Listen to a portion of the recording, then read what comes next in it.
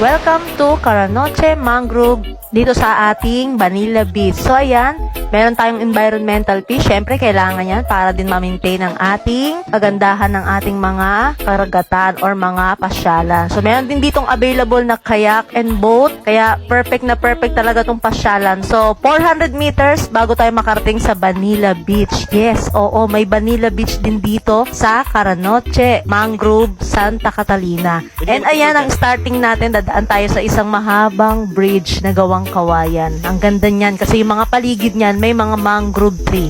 Sobrang ganda talaga. Worth it. Bawat dadaanan mo, hindi masasayang ang punta mo rito. At sabi ko nga kayo na napakamura pa ng ating entrance fee. Sobrang mura lang yan. Very comfy, relaxing. Mapipil mo talaga yung provincial life at the same time, ang lapit lang talaga niya. In fairness, ang lapit lang ng dagat dito. Ayan, 300 meters away na lang bago tayo makarating sa Vanilla Beach. So ayan, tuloy-tuloy na lakad lang. And ayan, 200 meters Vanilla Beach na tayo. Malapit na. Walking distance lang siya. Ayan, minasalubong tayong mga nag-picnic din doon, nag-outing sa ating Vanilla Beach here in Santa Catalina. So napakarami talagang pasyalan dito. Kahit ako, grabe, nagulat ako, napakaraming pasyalan dito sa Santa Catalina. Sobrang makikita mo talaga yung mga creation ng Lord. Grabe, amazing. Ang gaganda ng mga tanawin, mga iba't ibang mga pasyalan dito sa Santa Catalina. And ayan na, malapit na tayo. This is it. So ayan.